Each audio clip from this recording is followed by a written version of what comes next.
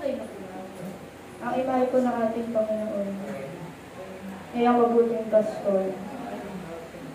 Siya po yung may hawak na parang yakap-yakap na batang tupa na maliit.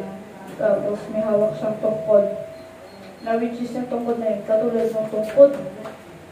Snake, ganun yung itsura ng tungkod na hindi siya pangkaraniwang tungkod lang na may kita mo lang sa labas. Kasi makintab siya, tapos makinis. Nakabalabal lang siya na pula. The rest, yung panloob niya, kulay puti, hanggang paa na. Nakayapak lang siya. Tapos nakalugay yung buko, kulay brown. Pati yung balbas niya hanggang dito. Tapos nakangiti siya, si Jesus. Tapos yung mata niya, blue.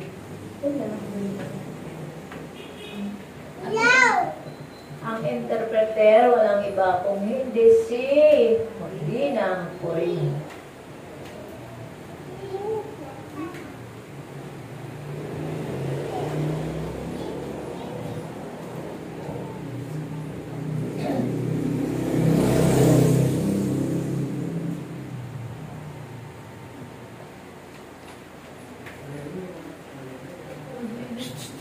Sumayin niyo aking mga anak,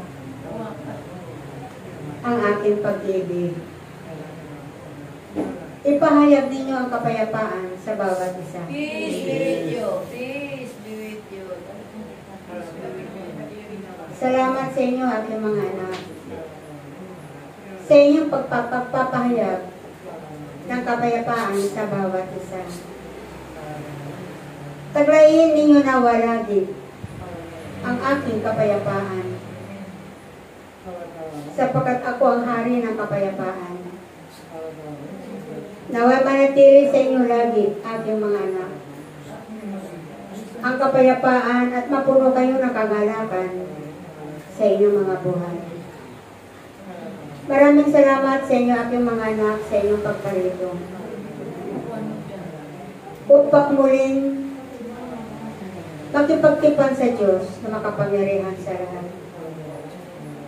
Salamat sa inyong pag-aalay ng mga oras at panahon. Salamat sa inyong pag-aalay ng inyong mga buhay, sa inyong mga sarili, upang ang aking Ama inyong mapaglingkuran. Maraming salamat sa aking mga anak sa inyong pagsasakripisyo, sa inyong pagpapagal. Tunay na makikita ko sa inyo na kayo nga ay mga karapat-dapat na lingkod ng aking Ama. At hindi nagkamali ang aking Ama sa pagpili sa inyo, sa paghirang niya sa bawat isa sa inyo, na kayo ay mga tunay na lingkod ng Diyos na makapangyarihan sa lahat. Ako'y nagpapasalamat sa inyo, aking mga anak, sapagkat patuloy kayo nagsasakripisyo sa gawain ng aking Ama. Lagi kayong nakahanda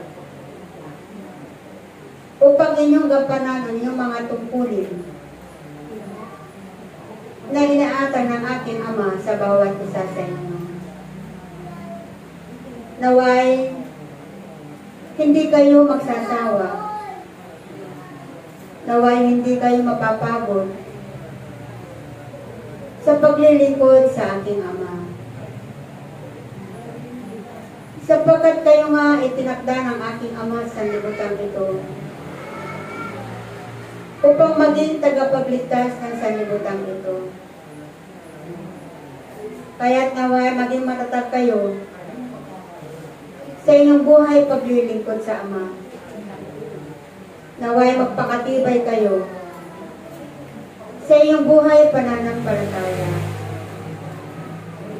sapagkat iyan ang nais ng aking Ama, na ang kanyang mga tunay na lingkod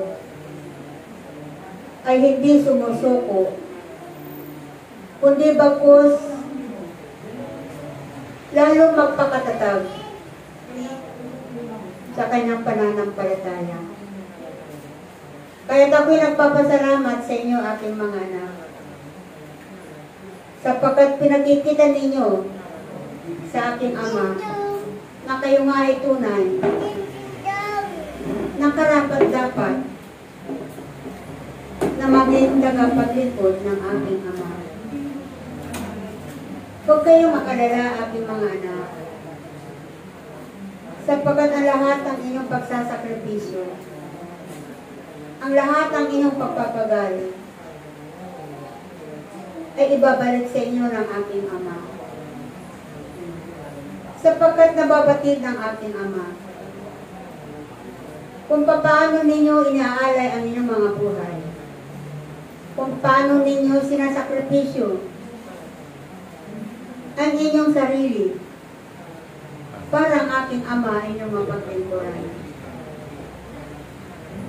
Naway kayong lahat, aking mga anak,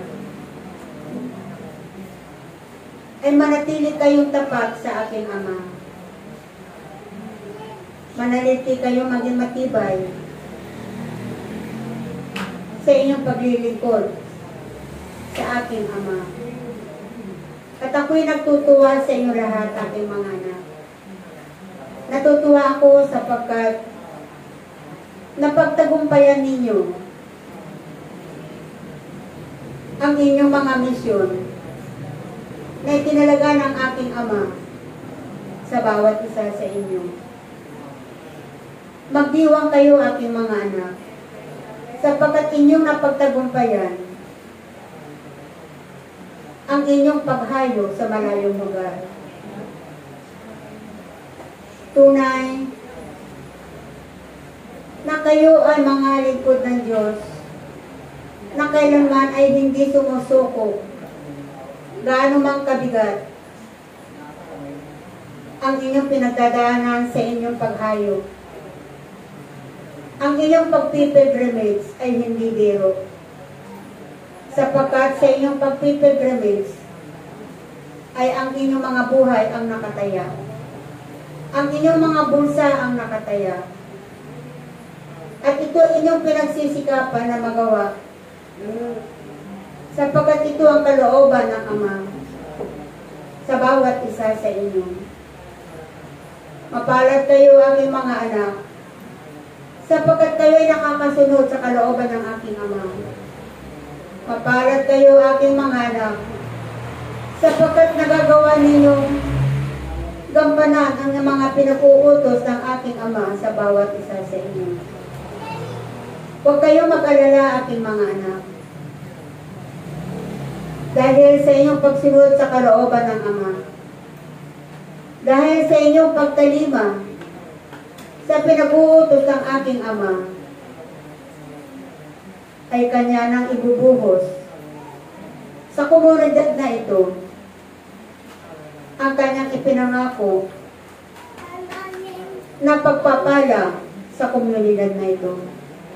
Kaya magalak kayo, aking mga anak, sapagkat hindi na magtatagal ang pangako ng aking Ama ay sa inyo na. Makakamtanan ninyo sa inyong mga buhay ang pinangako ng aking Ama.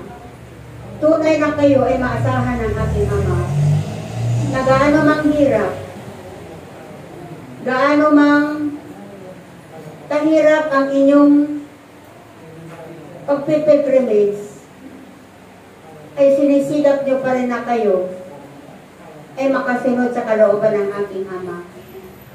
Kaya't bilang gantimpala sa inyo, aking mga anak, ay pagkakaloob na sa inyo ng aking Ama ang Kanyang ipinangako sa komunidad na ito. Kaya magalak kayo, aking mga anak. Magalak kayo at magdiwang sa pagkakapagpapakot ng aking Ama ay Kanyang nagpupukos sa komunidad na ito.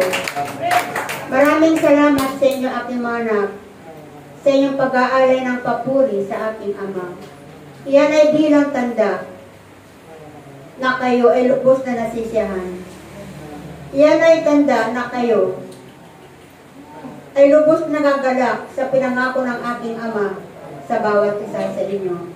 Asahan ninyo, aking mga anak, sapagkat ang pangako ng aking Ama ay makakamtanan ninyo sa inyong mga buhay. Kaya't magpasalamat kayo lagi sa aking Ama. Pasalamatan ninyo lagi ang aking Ama, aking mga anak, Sa kabila ng mga pagsubok na iyong pinagdadaanan sa iyong mga buhay, ay patuloy pa rin kayo magpasalamat sa ating Ama. Pasalamatan ninyo mga pagsubok na iyong pinagdadaanan. Pasalamatan ninyo lagi ang aking Ama, sapagkat iyan ang nais ng aking Ama, na sa kabila ng mga pagsubok na iyong pinagdadaanan, ay hindi kayo sumusuko. Hindi kayo nawawalan ng pag-asa, kundi bagkus kayo ay patuloy na umaasa at nagiging matatag kayo sa lahat ng mga pagsubok na pinapaintulot ng aking Ama sa inyong mga buhay. Kaya't maraming salamat sa inyo aking mga anak. Umasa kayo na ang pangako ng aking Ama ay mapapa sa inyo na. Salamat sa inyo aking mga anak. Salamat sa inyong pagparito. Salamat sa inyong muling pakikipagsipan sa aking Ama. Salamat sa inyo aking mga anak. Salamat. Praise Yahweh.